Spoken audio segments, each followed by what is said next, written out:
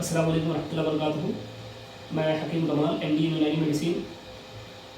आज हम लोग एक बहुत ही कॉमन टॉपिक पर बात करने जा रहे हैं, और वो कॉमन इसलिए है कि इस प्रॉब्लम से तकरीबन हर इंसान, हर बच्चा ज़िंदगी के किसी न किसी मोड़ पर या ज़िंदगी के किसी न किसी फेज़ में इसको ज़रूर वो फील करता है और महसूस करता है। आज हम बात करने जा रहे हैं दरअसल उबकाई के बारे में या मतली के बारे में, जिसे नाज़िया के नाम से भी जानते हैं, या आमतौर पर इसको उल्टी के एहसास से भी ताबीर किया जाता है या बयान किया जाता है। मतली या उबकाई ये दरअसल मैदे की एक हरकत है जिसके ज़रिया मैदा किसी चीज़ को दफ़ा करने की कोशिश करता है, लेकिन उस चीज़ को दफ़ा नहीं कर पाता है। यानी किसी चीज़ को बाहर निकालना चाहता है मुंह के ज़रिया से, लेकिन वो बाहर नहीं निकल पाती है।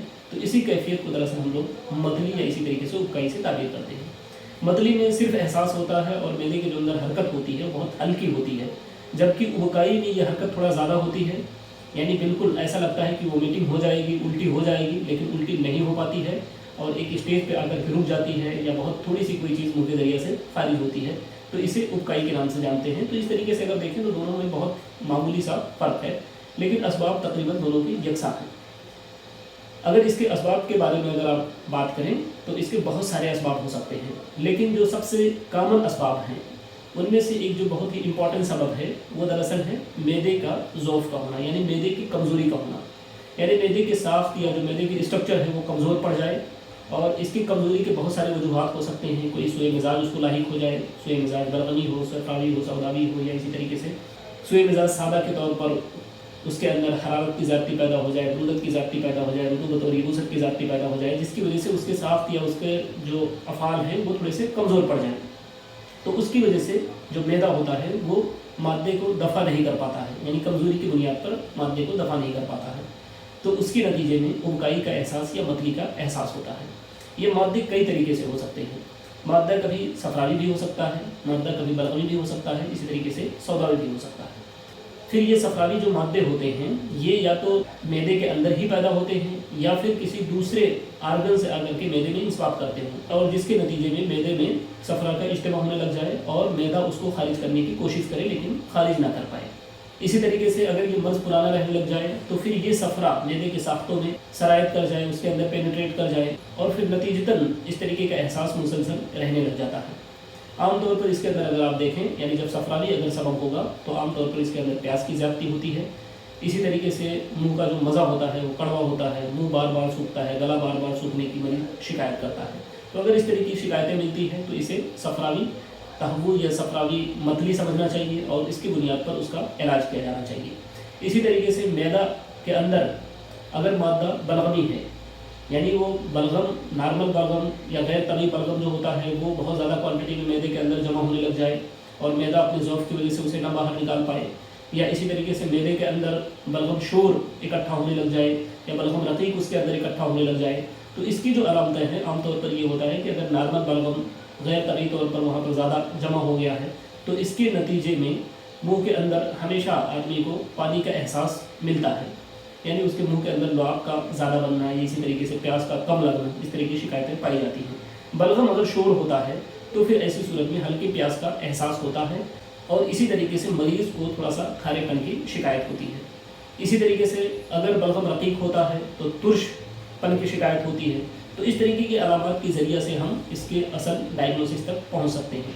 इसी तरीके से मतली का एक बहुत इंपॉर्टेंट सबब और बहुत कॉमन सबब ये भी है कि इंसान ज़रूरत से ज़्यादा खाना इस्तेमाल कर ले।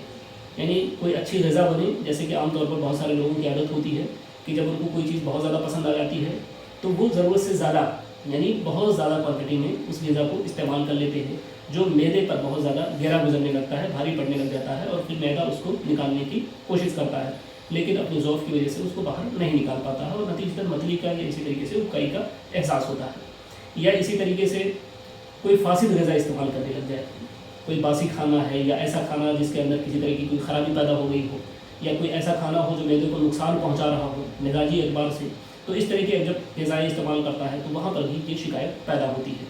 तो आसानी के साथ आप यहाँ पर इसकी डायग्नोसिस बना सकते हैं। अब अगर आप इसके इलाज की बात करें तो दरअसल मैदे के अंदर जो ज़ौफ़ पैदा हुआ है तो उसके मिजाज को सबसे पहले करेक्ट करने की कोशिश की जाती है, या इसी तरीके से मैदे के अंदर अगर आप सफरावी गर्दी की अलामतें पाई जाती हैं, यानी उसके अंदर सफरा का इंसबाब हो रहा है, तो फिर सफ़रे के तनक़िये के लिए दरअसल सिकंजबीन सादा और गर्म पानी के इस्तेमाल के ज़रिए तय कराएँ।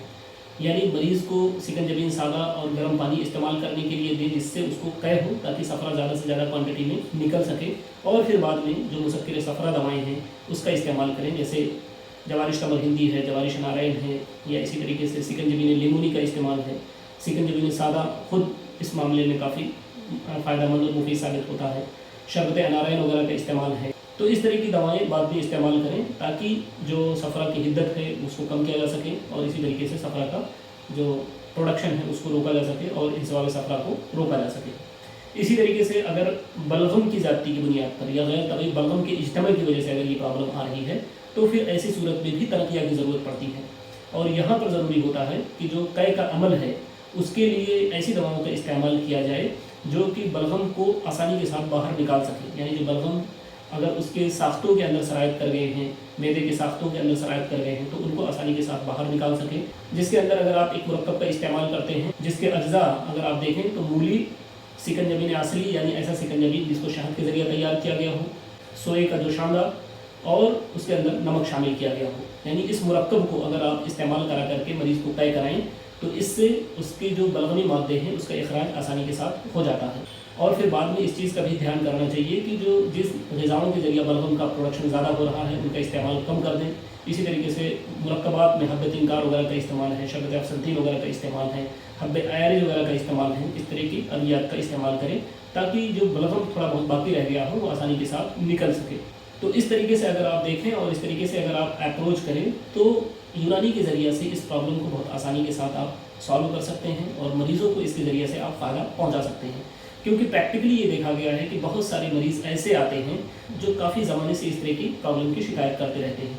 वक्ती तौर पर वो एंटासिड वगैरह का इस्तेमाल करते हैं, लेकिन उनकी ये प्रॉब्लम मुकम्मल तौर पर जाती नहीं है। और उसकी वजह यही होती है कि जब तक हम उसका सही वसूल बना करके और सही लाइन ऑफ ट्रीटमेंट अपना बना करके उसके मुताबिक दवाओं का इस्तेमाल नहीं करते हैं, जब तक दरअसल मर्ज़ को सही तरीके से हम इलाज नहीं कर पाते हैं।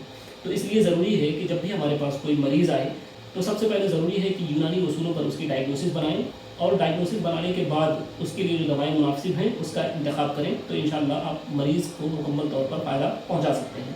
तो दोस्तों ये कुछ बातें थी जिसको मैंने आपके सामने शेयर किया। उम्मीद कि आपके लिए फ़ायदेमंद साबित होगा। शुक्रिया, जज़ाकल्लाहु खैर। अस्सलामु अलैकुम व रहमतुल्लाहि व बरकातुहू।